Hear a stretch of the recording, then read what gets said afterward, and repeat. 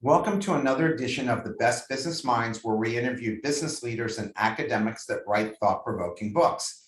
I'm Mark Kramer, a serial entrepreneur who consults with family businesses and entrepreneurs. This is our 115th show. Today's guest is Tracy Enos, is that Enos. Enos, author of LinkedIn Publishing to Profits. Tracy, welcome. Glad to have you. And you're in Kansas City, Missouri, correct? Yes. Thank you, Mark, for having me today. Boy, I think we scheduled this back in August of 2021. Yeah, I'm booked out till March of 2023. That's fantastic. So why don't you first tell us a little bit about your professional background? Kind of have a non-traditional background. Without going into too much detail, I started out my career in timeshare in Branson, Missouri. So if anybody's ever been to Branson, Missouri, I probably and bought a timeshare, I probably sold it to you. But anyway, and then I ended up getting my real estate license in 2000, and I worked for a small team out of an independent real estate office in Joplin, Missouri for a couple of years. And one thing led to another. I did really well, but Wells Fargo did a great job of recruiting me and brought me back to Branson to work out of their office in downtown Branson. And so I started out my real sales career in mortgage and real estate. So and then eventually I got laid off in 2008. I was part of that housing crisis, that financial crisis way back when, and I got laid off from National City Bank. And, being down in Branson, it's a second home market typically. Well, it was back then anyway. And we had like 18 months of inventory and nobody was lending on second homes. So you really needed cash buyers. And so I couldn't find a job. So I moved back up here to Kansas City. And then I worked for a firm, real estate office. I was the managing broker for the office. And we did 80% of all the Fannie Mae, Freddie Mac foreclosures in the city. So that was a lot of work. So, and then she closed her office and I got stuck, didn't know where to go from there. And so I dabbled in a couple things and decided it wasn't for me, like insurance.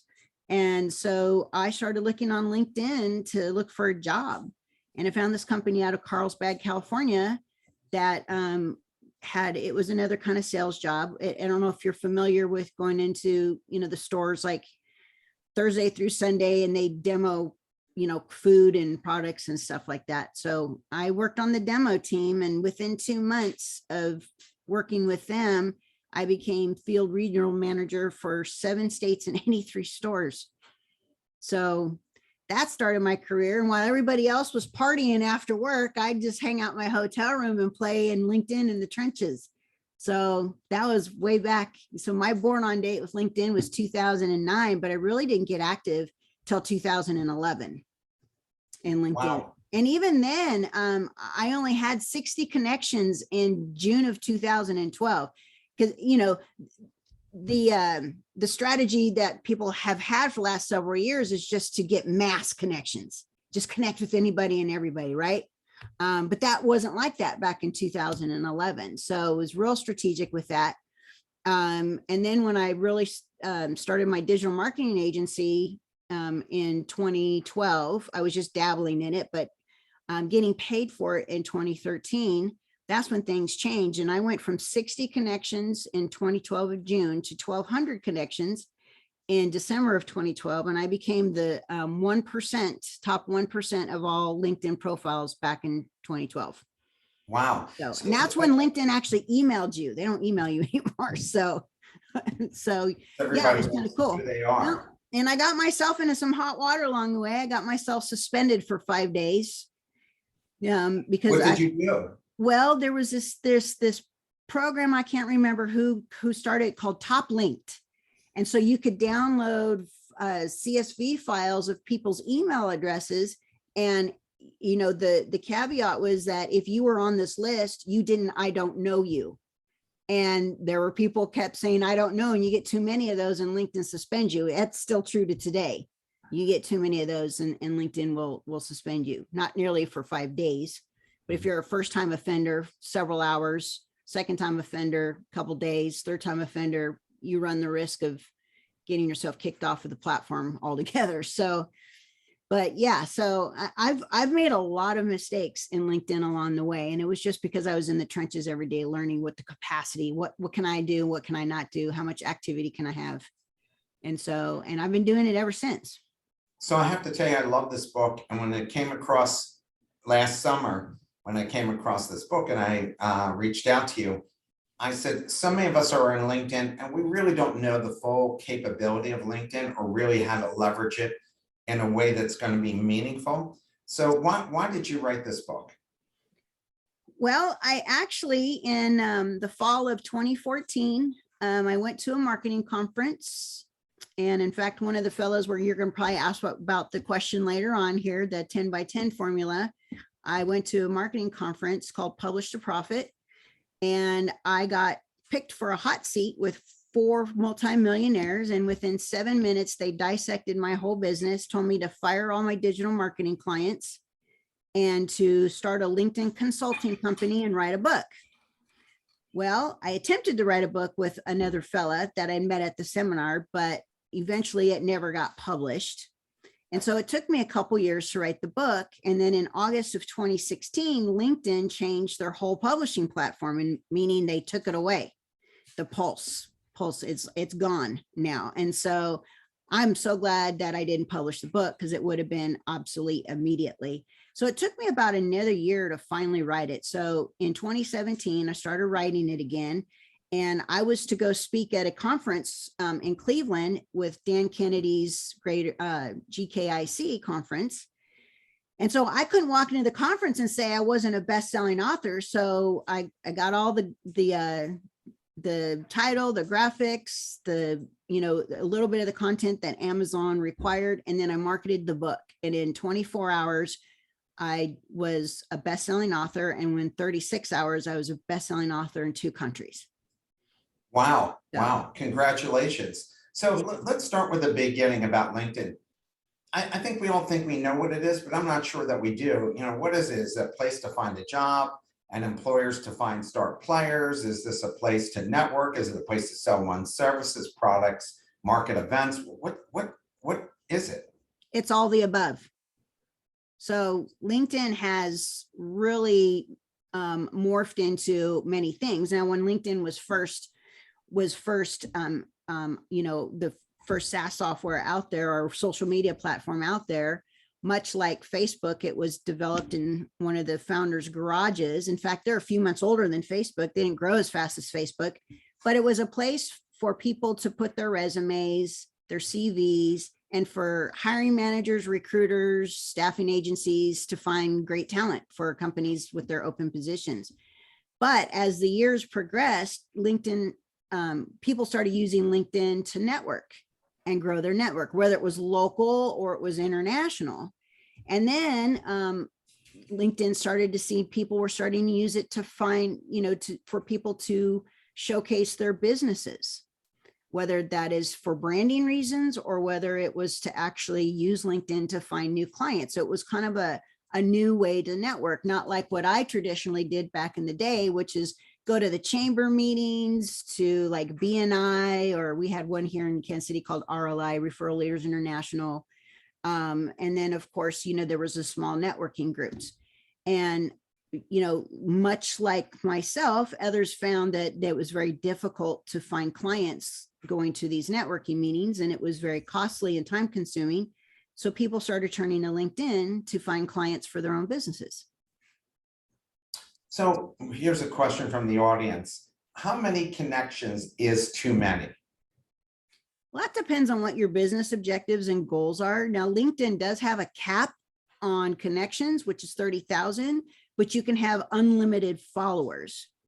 So there's, look, I think if you have really a great network of potential prospects, 1,000 connections, you can't work with 30,000 people. I don't care what anybody says. You just can't, right? So whether you define your objectives for using LinkedIn, whether it's finding new clients, whether it's developing personal relationships, whether it's finding joint venture or referral partners, Whatever your goal is for using LinkedIn, get really clear on who that is and why you want to use LinkedIn and what your long-term and short-term goals are. And then go out and find those folks, but you don't need 30,000 people to do that. How does one make their profile pop?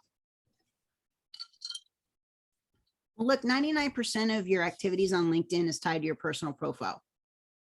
So what people are going to see first within your activities, regardless of whether you're doing direct outreach, you're posting content, you're engaging with other people's content, you're writing articles, you are doing videos or whatever, people are going to see your photo and a truncated version of your headline. And Mark, I'm going to tell you, LinkedIn's been around for what, 18 years now. I'm still seeing people make mistakes that they did way back in when I was on 2011. They're doing the selfie photos. Guys, this is not Instagram. This is not Facebook. This is not TikTok.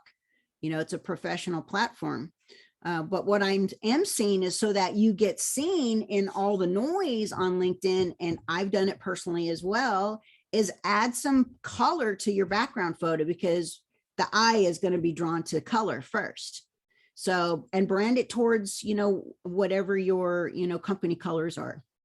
Additionally, they're going to see your headline, and I'm still seeing, my title at XYZ company. Well, no one really cares about your title unless you're searching for clients, and then that makes it easy to find them based off of their title.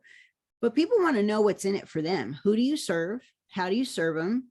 What kind of results can you get for them? And how are you different than the rest of your competition, right? They really want to know that. So with 220 characters, if you can spark curiosity within whatever your activities are on LinkedIn, then people are going to go to your profile and they're going to go view it and they're going to check you out, right? So that's how we want to get people to go check out our profile, because LinkedIn does have a little feature that says who's viewed my profile.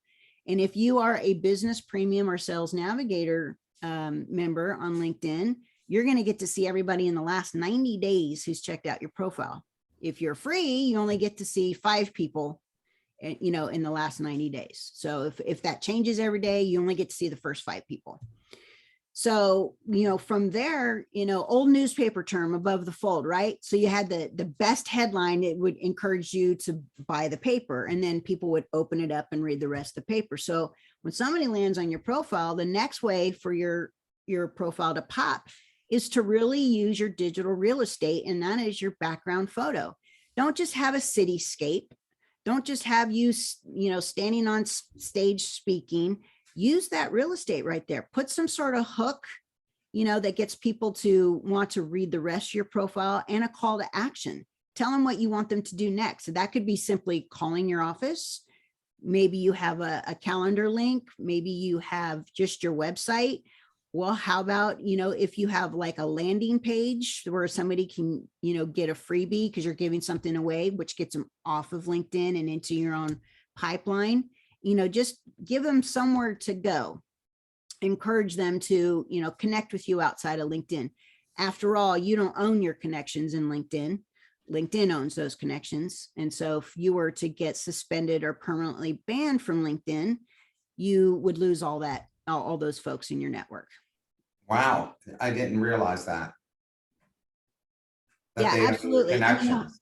The whole goal is to get people off of LinkedIn, and you guys can tackle that any number of ways, by doing most of my ways are getting people on a phone call, and now they're in my CRM, and now I can keep track of them through what we call deal stages.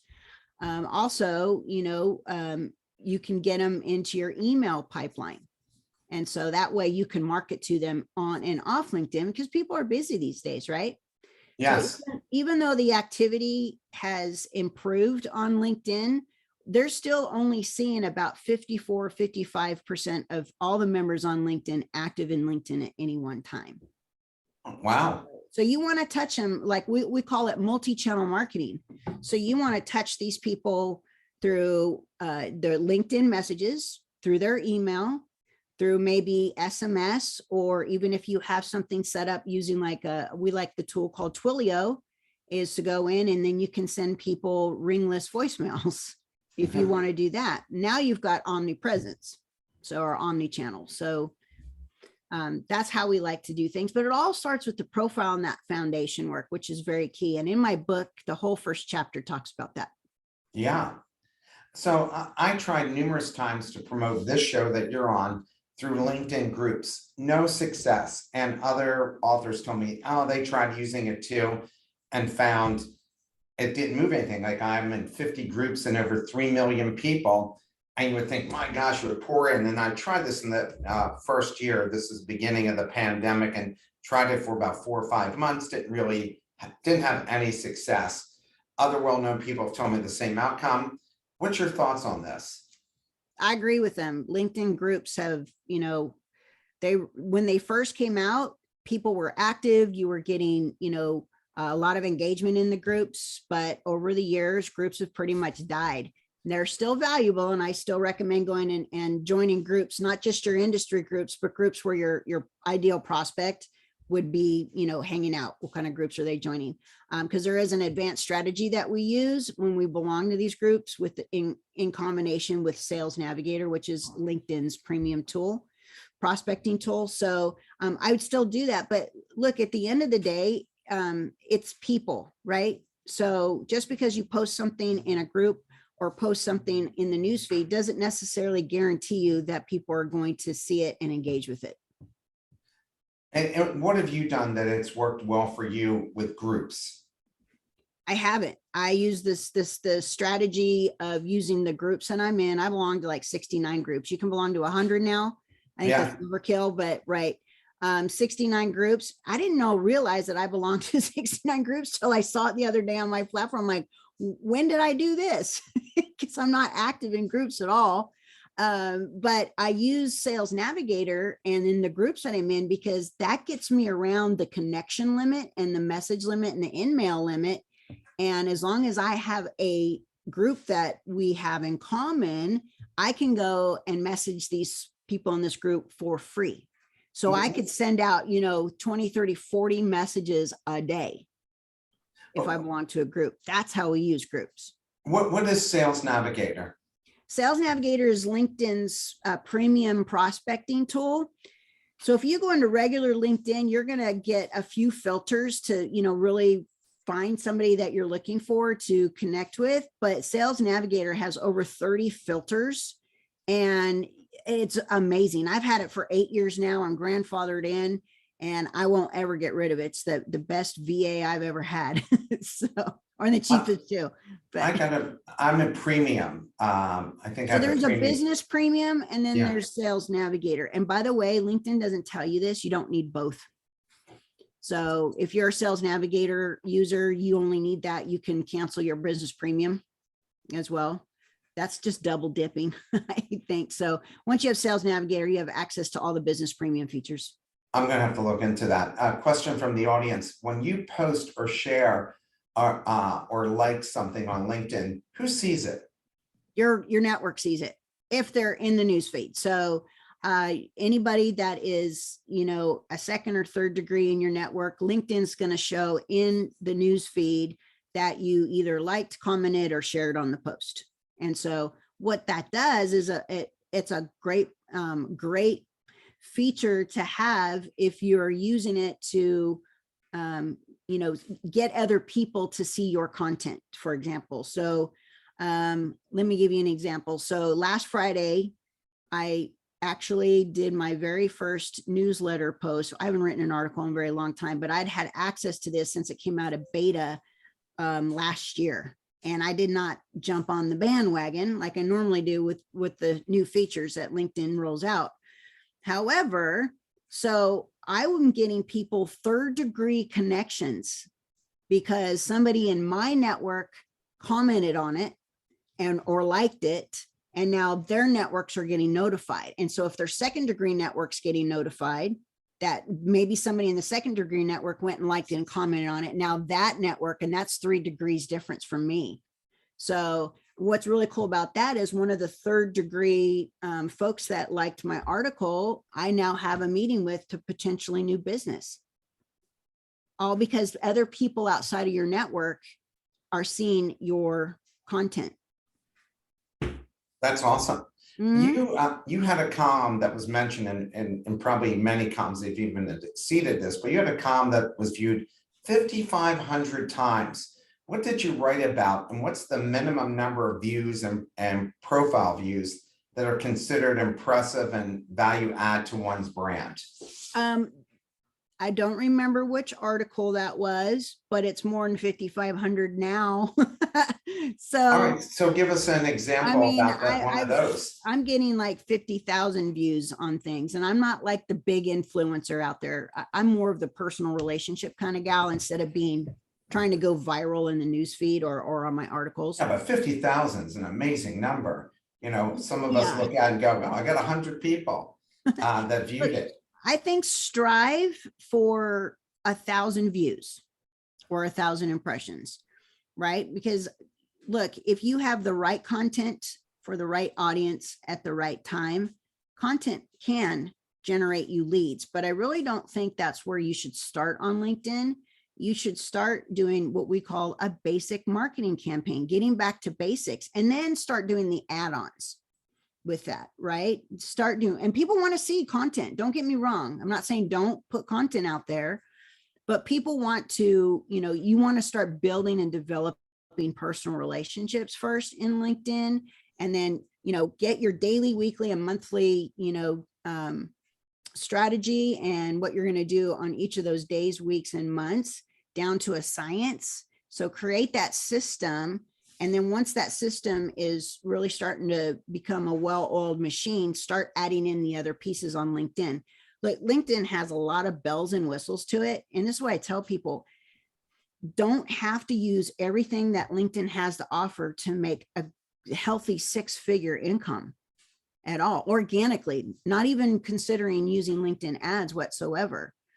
But it's good to have, the other pieces to it, but you really don't need that. I know people, they don't post any content. I have a colleague here in Kansas City. He doesn't even have a website. He doesn't even have a fancy camera. He doesn't even have a camera on his Mac laptop. All he uses is Gmail and articles. He's a career coach.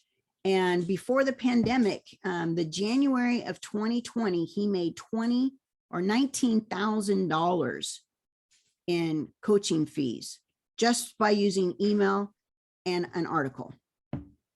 So it can be done. He's not posting content. He doesn't have any fancy phone or anything like that, so it can be done. It's very, very possible. But he is really dialed into who his prospect and client is. And that's the key right there.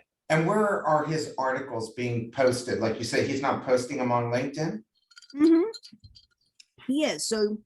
Oh, he is. Mm-hmm, he is. But then he's taking that link from that article because he doesn't have a website. So it's like his blog. Yeah. And what he does in a really fun fashion, I really like that he did this. Not only did he just write an article, he wrote an article that has like a training lesson into it. So when he does get a new client, he has now a list of these articles that does some training, which complements his coaching program. And he just sends those articles to them as well. And then he takes his list in Gmail, he grabs that link from the article and then sends an email out to everybody in his list. So wow. He's staying, when you're doing an article a week, he's staying top of mind, and so most of his business now is referral business, but even with referrals, you got to stay top of mind. You want to be the first name that rolls off their tongue when they come in contact with somebody that needs those services. By the way, I love how focused you are. Your answers, and I can tell your process for doing this has got to be very successful. Here's a question from the audience. Is there a way to bulk delete contacts? I have 6,000 contacts who are from a former industry and I'd like to delete many, but keep certain contacts. There used to be a tool, and I went and looked it up for a client of mine and could not find it. That would, for like $15, would like bulk delete a bunch of people. But okay. Unfortunately, there's no simple way for that. Then an easier way is to get Sales Navigator, and then you can really define who that is. Like, for example, I used to connect with people that were from the Middle East, like India and Bangladesh and stuff. I don't connect to those people anymore because they want to steal my business, and all they do is come at you, the minute they connect with you, they want to sell you their web services, SEO, their marketing, Yes. all that jazz, right? So, so I don't connect with those folks anymore. And that's a personal choice, but I did in the beginning. But right now, look, if you have 6,000 connections, you get a limit of 30. You can just ignore those 6,000 people. Trust me, you want to have those connections because you don't know who they're connected to, who based on off of a search, you may not be able to reach that person had you not been connected to that certain person. So I think maybe when you hit your ceiling of almost 30,000 people, I would go in and start removing folks that, aren't going to, bring any business to you. Question from the audience. What's your view on using some of the automation tools that connect into LinkedIn? I tried one and got a warning in the first week, even though I followed the low volume. Well, it depends on the tool, and there's a lot of them out there. And trust me, I ride the fine gray line with them as well. I use one tool and one tool only. And the only automation that I do is I use it with sending out, mass messages to my first connections. So like if I'm going to send out 200 to 300, messages, I'll use the tool instead of doing it manually, and then connection requests. And so everything else that I do in LinkedIn is all manually done. What's the tool you use? Duck Soup. Duck Soup. Okay. And I don't even use their turbo version, which is $50 a month. I use the $15 a month version. But there's another tool that I want to share with you guys that I just partnered with. They're from, I think, Paris. The CEO is from. It's called leadjet.io. And that is super cool. It actually will save you 70% of your time going and adding people to your CRM like HubSpot or Pipedrive or Salesforce. And it's an overlay, when you're, let's say, for example, you're messaging somebody in LinkedIn, and then you decide that you guys are going to set an appointment to meet via Zoom, right? So you want to go in there with LeadJet. With one click, you can set it up and send them to the deal stages. And I use HubSpot in HubSpot or Pipedrive. And now you have them in your CRM without to have to manually copy and paste all their information.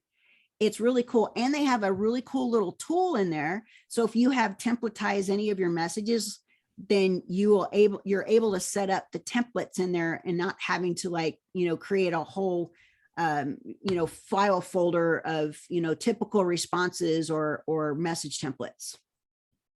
So a lot of work to be done and a lot of systems to learn.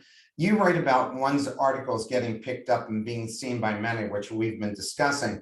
What is your formula? What topics and types of articles get noticed? Again, articles are great if you know your audience and you know their pain points and their desires, which is what we talk about when we do foundation work, right? Which should be what you should do for any marketing strategy or plan that you have, not just LinkedIn. So if you identify, the demographics of that person, then you dive deep and, identify the psychographics. What are the pains? What's keeping them up at night? What kind of questions do they have? What are frequently asked questions or should ask questions? That's the 10 by 10 formula we'll talk about in a minute. And that way you can start developing content that is based around that. So for example, my very first newsletter article was about creator mode, because that's a new feature that came around in early of 2021. And a lot of people are still confused. Everybody jumped on the creator mode bandwagon. Well, if you're not creating content, why are you in creator mode?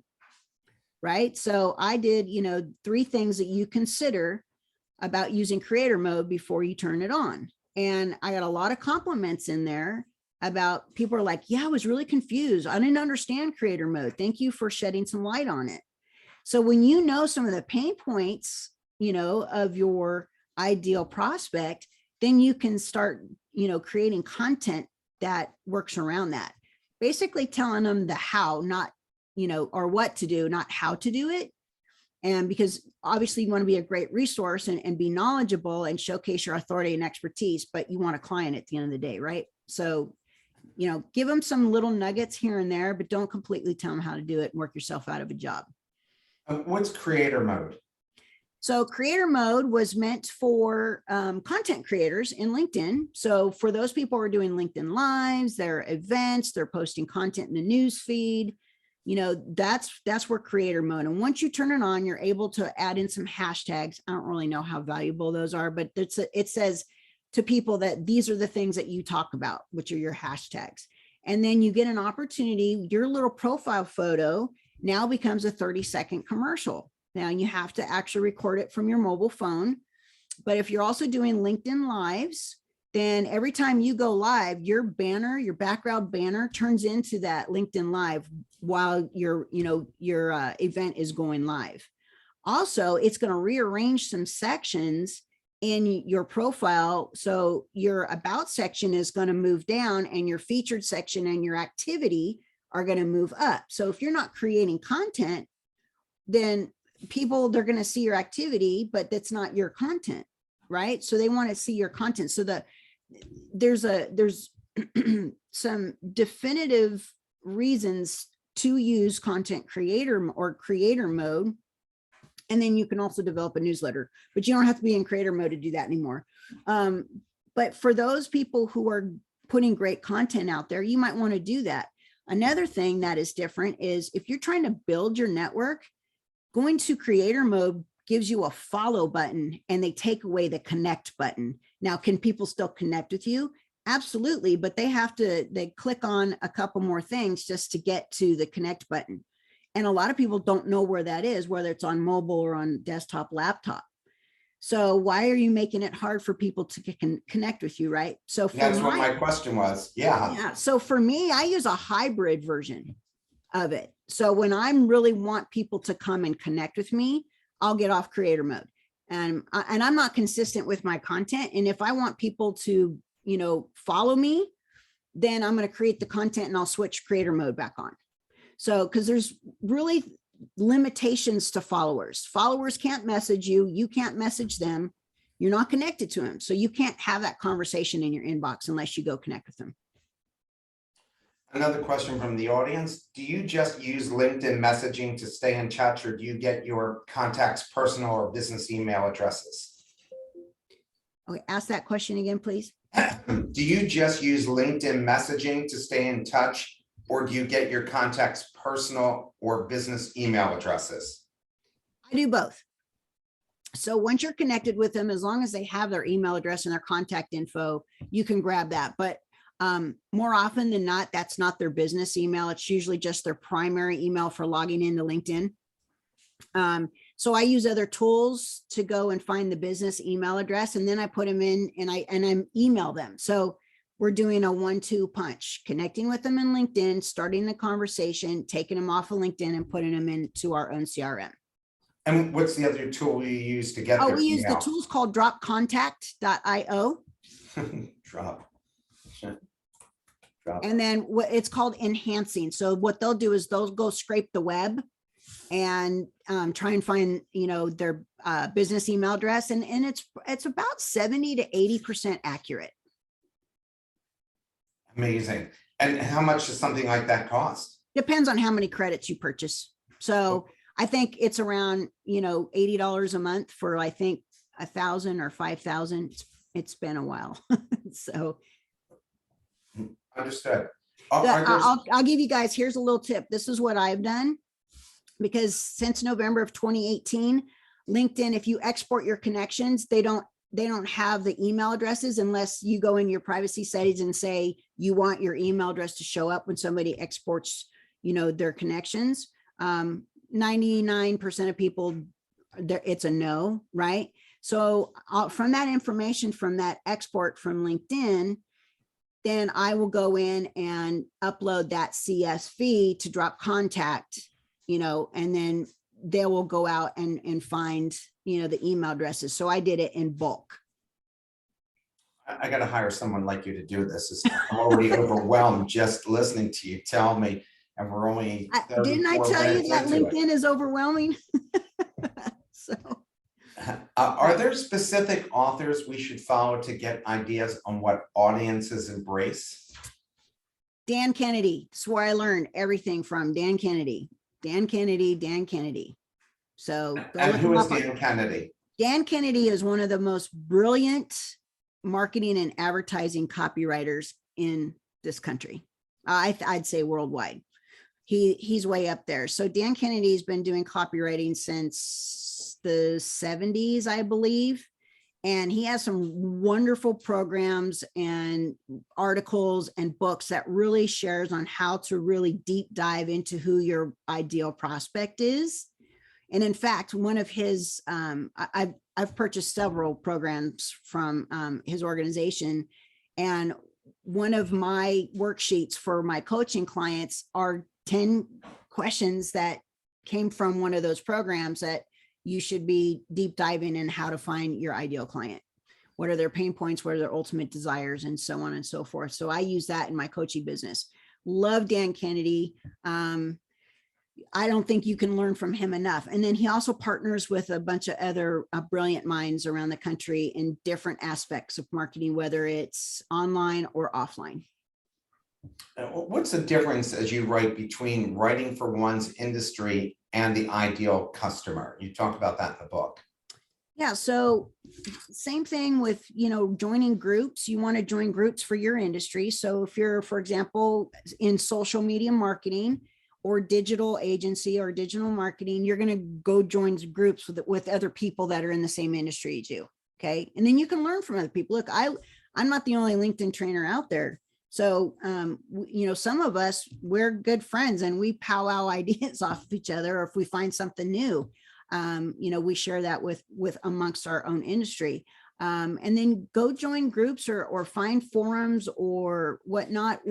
So once you deep dive into who that prospect is, so I know that my client, if I'm in social media marketing, let's just say that I know how to do Facebook ads, right?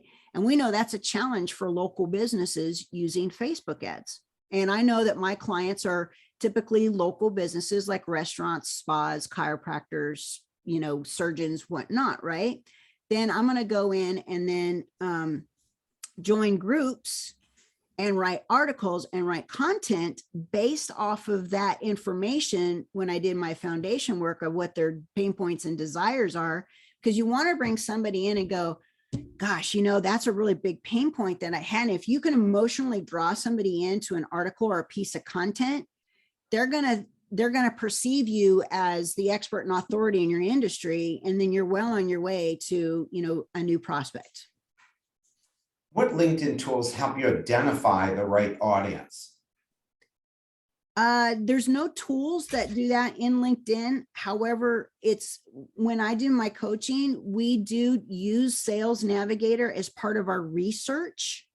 So we're going to go research our competitors, and we're going to not just look at their LinkedIn, but we're going to go look at their websites, their social media, because at the end of the day, you want somebody to hire you, and you better have, be on the cusp of what your competitors are doing, right?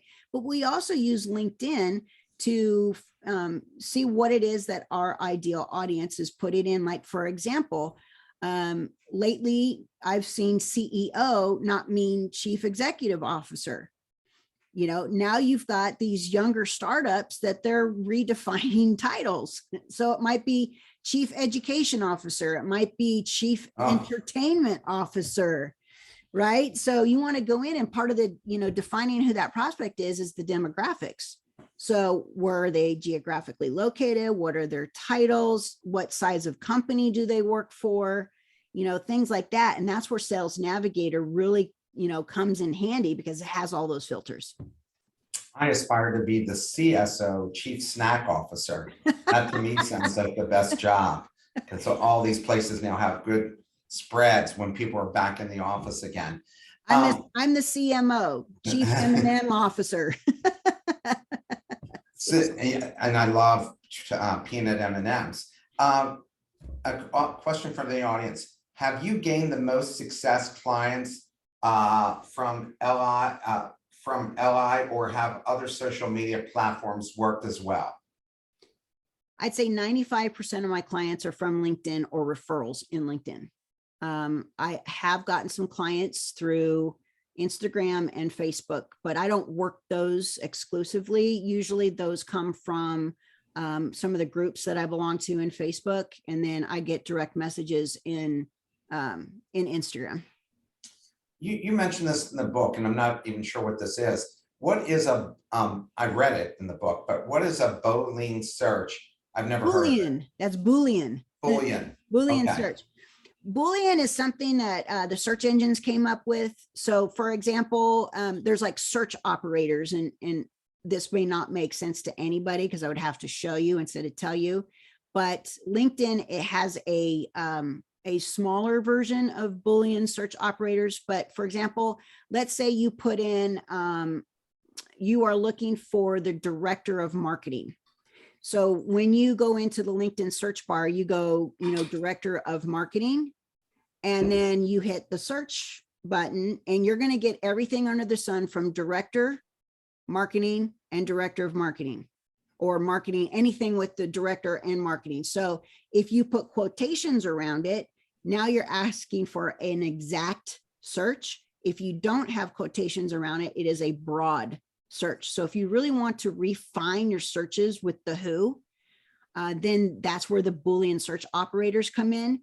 But I will say this, that Sales Navigator they did some upgrades last October, that you don't have to use Boolean search operators in order to find, the right folks. But I still do every once in a while, because even though LinkedIn is a search engine, it's not a perfect search engine. And sometimes I get, results that don't make sense. Then I'll start using some search operators. When putting your profile together, what if you have multiple businesses? This is me. I'm like Sybil. I've got all kinds of personalities. Do you need a profile for each? Like, do you set up a different LinkedIn page for each of them? How do you handle that? No, and if you did, LinkedIn would catch up with you because it violates their terms of service. So I have many clients that have more than one company, and that's okay. So you create a company page for each one of them, add your, work experience information in there. And then what LinkedIn does allow you to do in edit mode is reorder them. So I would put the one that you are focusing on in LinkedIn at the very top. And you can always move them up and down however you wish.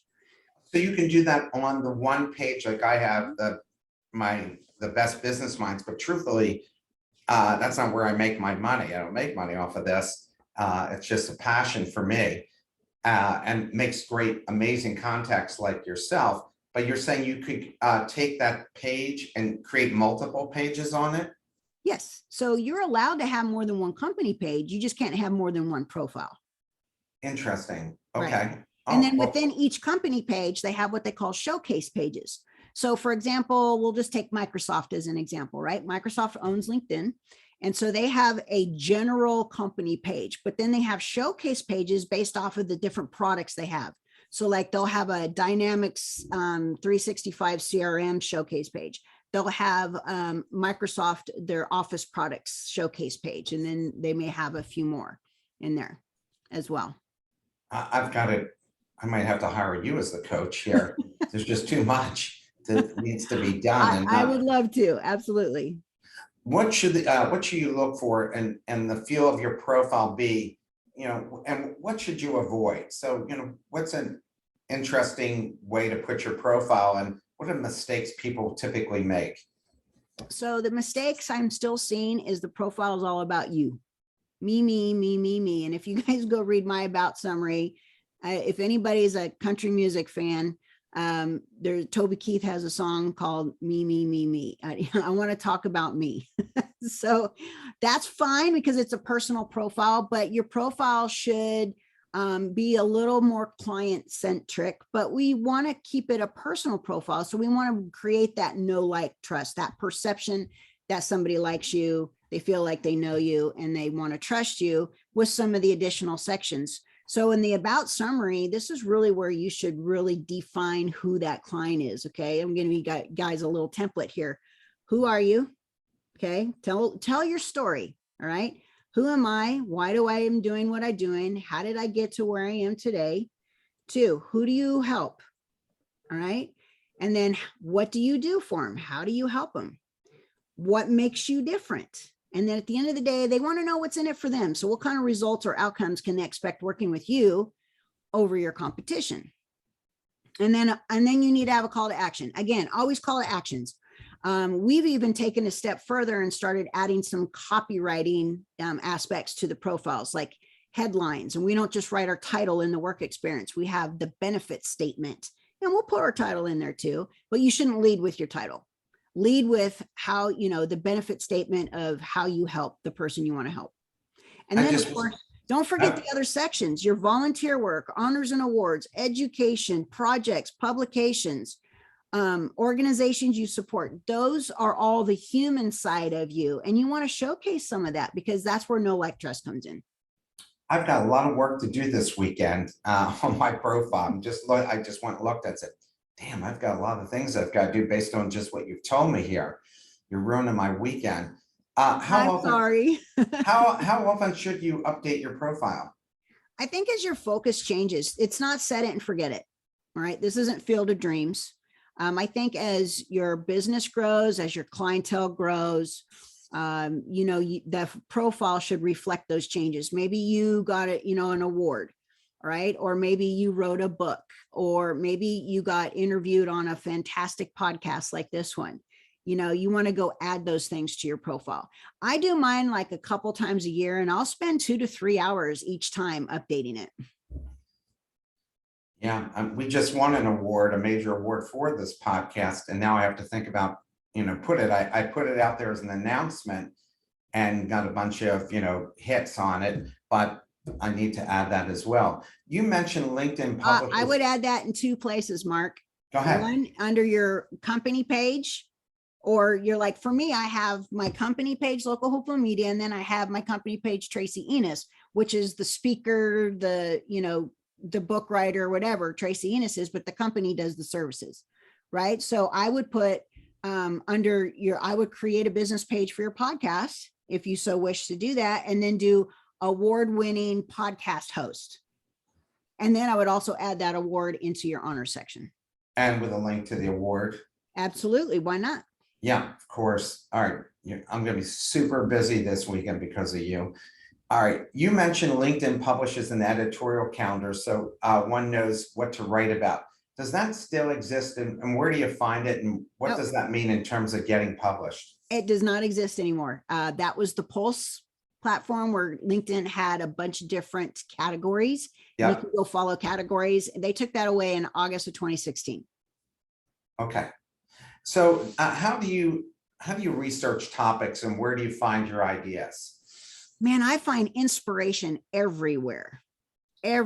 So one thing I started doing back in 2017 that I hadn't done prior to that date was talk about my story, my backstory, my origin story. In 2015, I sustained 3rd-degree burns. And before I went to go speak on that stage at Dan Kennedy's event, the MC and the host of that event was actually my client of 3 years at that time. And he also wrote the foreword to my book.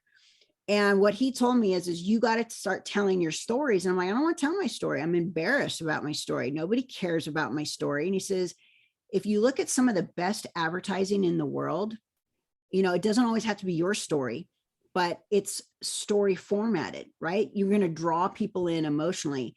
And when I started doing that, things really started popping. And so I could start using, stories of my timeshare and how you don't judge a book by its cover. See, that's inspiration. I got a story behind that. I've got stories about leadership, and I got personal stories. I got stories about, my kids, and I've got, I also subscribe to Everybody's Under the Sun's newsletter. I subscribe to, I go look at Gary Vaynerchuk. I look through my news feed and find colleagues. I go look at how many likes they like. That tells me that people want to know more about that topic. So I might create something similar, but on the same topic. I just find inspiration everywhere. It's funny. Last week we had on the show Bobby Clinic, who wrote the book, Marketing That Doesn't Suck. And I was blown away when he mentioned, I was blown away when you mentioned that you have posts that have been viewed by 14,000 or more people. and interesting that you encourage people to write about their personal things. And last week, Bobby said the same thing, and he found that his audience really resonated with them, because I'm always thinking about writing short and to the point. And I was amazed when he showed some of his emails, which were really long emails, but they were super successful. So, which are long and personal and humorous. Why does that seem to work with people? I think it's the know, like, trust. You know, I those posts that you were talking about, Mark, those worked really well prior to 2015 because LinkedIn was that kind of platform. But things change, you know, people want to get to know you. And so with, you know, we're now in a Zoom world, and face-to-face meetings aren't happening as often. And this happened prior to the pandemic, by the way. I've had Zoom for like 4 or 5 years now. Wow. And so people want to get to know you. Look, this was the analogy way back when I first started doing podcasts several years ago, back in 2017. This is when LinkedIn still had the interest section in the profiles, which I don't have anymore. But trust me, I'm trying to get them to bring it back because it was very valuable. But we use, like, the interest section was more along the lines of your personal stuff. Do you like to fish, or do you read fiction books or anything like that? So here's the analogy. Let's say you are looking for an estate lawyer in your city, we'll say Kansas City, and you found 2 estate lawyers on LinkedIn that were pretty much Cadillacs of all the estate lawyers. So they were apples to apples. And you're, you don't know which one to call first. So you go flip through their profile and you find out that one of them actually is an avid golfer. And you just happen to be an avid golfer. Which one are you more likely to call first? Yeah, right, the one you connect with. Right, the one that you connect with. And so that's what it is about telling stories. Be a little vulnerable. It's okay. You don't have to tell the whole story, all the story, but be a little vulnerable. People like to see that because they want to know that they like you, and maybe you might have something in common, and it brings down those walls. And that's when you get your messages in your inbox responded to. People go look at your profile and go, wow, I like this person. I can't tell you how many times I've gotten on a call with somebody only because I have my military experience in there. They're like, well, I'm in the military. I got on a podcast only because he interviews people that are business owners that are former military. So put that stuff in there. That's that likability, that people will bring their walls down and be more likely to engage with you and respond to your messaging if you get some of your personal stuff in there and your storytelling. And I'm a big believer in this next question I have for you, which is repurposing content. Because I work with, helping clients market themselves. So give some examples of how you can take your LinkedIn client and repurpose it. So for example, so we'll just take the article I just wrote, creator mode. So I wrote that. I didn't do a video on it, but let's just say I created the video first. And I have a 3-minute video and I talk about creator mode. Well, I can go get that transcribed, take some of those snippets and start using it for posts in LinkedIn or on Instagram or in Facebook, right? Or I could take that video and take the 15 seconds out of it. That's the best part of it. And I can go create a TikTok channel, or I could put it up on YouTube, that video on YouTube. Same things I can do with my clients. So I record all my client calls, obviously ask for permission first, and I might take a portion of that call because a lot of times they're asking the same questions that a lot of people are asking as well. And this will give me ideas for content.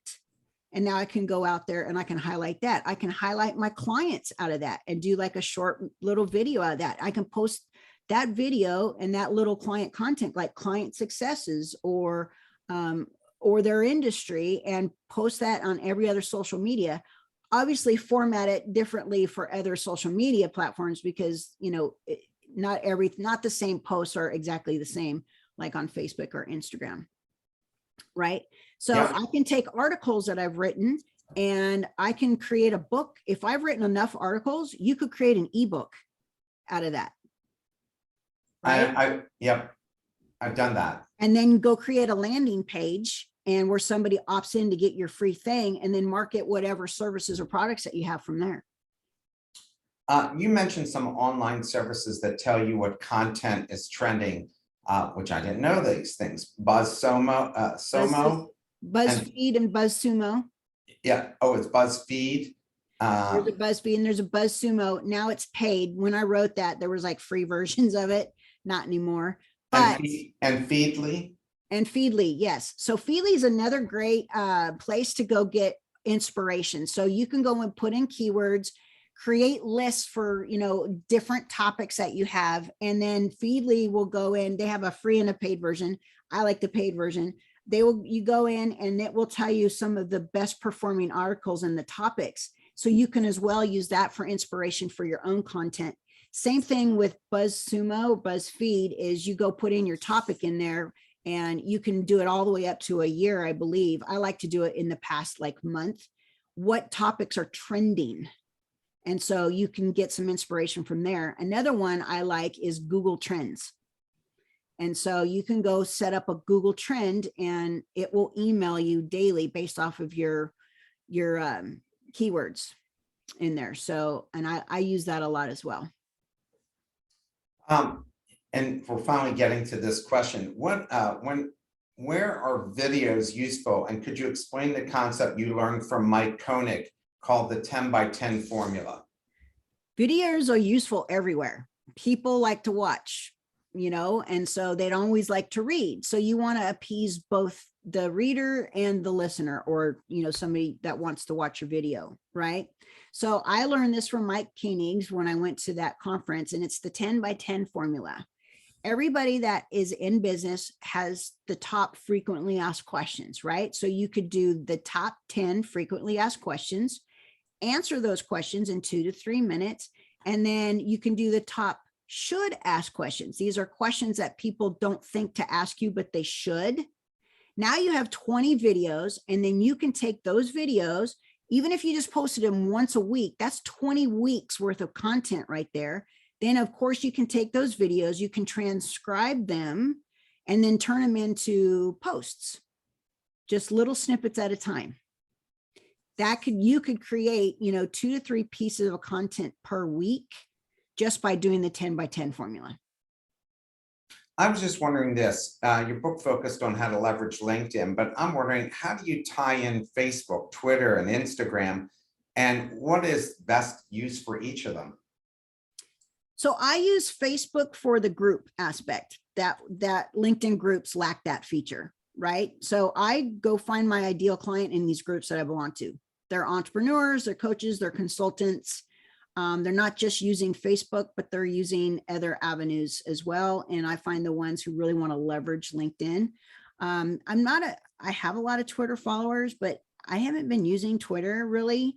I think it's really gone more for the media and the journalism side of things and the political side of things. So I kind of moved away from that.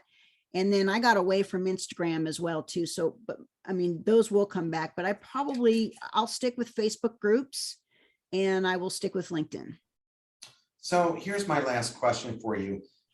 If you had to give a few tips for quick generation of interest and leads, what would that be? Okay, repeat that, please. If you had to give just a few tips to the audience about how to generate interest and leads for their business, what would that be?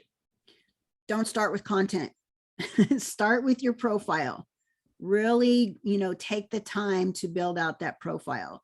And then I would start doing, an outreach campaign where I would go find the folks in LinkedIn. And you can get started with the free LinkedIn and the few filters that they have in there. You'll be able to find some good prospects in there, but really create, a daily, weekly, and monthly, strategy or a system, and then start adding in the other pieces. If you already have content, sure, go ahead and add the content, to your news feed and your company page. But I think if you really want to get prospects starting tomorrow, you go use LinkedIn and start developing relationships with those people, start conversations. Here's one more question from the audience before we let you go. Is there a free podcast tool for recording and posting? I use free tools all the time. I use Loom for video. LOOM. They have a free and a paid, and their paid is really cheap, and it comes with some other bells and whistles. I use Zoom, and Zoom has free and paid. I pay $15 or $16 a month, but that's because I do, coaching sessions with people that are not sitting in the same room. But they have the free, and I think you can do up to 40 or 45 minutes on the free Zoom, and you can record it. Tracy, I gotta tell you, this was awesome. I walked away stressed for all the stuff I've got to go and do now, but the information was amazing. And I think it really opened up people's eyes to all that you could do with LinkedIn. I really thank you for coming on today. I hope you feel better. And I hope we'll talk again, because I'd love to have you back, and I hope you'll write another book. I am. That book, it's sitting behind me, the LinkedIn Publishing to Profits version 2.0. I'm going to start writing this fall. All right. So when that comes out, we'll schedule you for next year. Sounds great. Everybody have a wonderful holiday weekend, and we look forward to seeing you all. Our next show will actually be next Friday at 11 o'clock. So, but you'll hear back from me about that. Now, can I give your audience something for free? Yeah, absolutely. All right.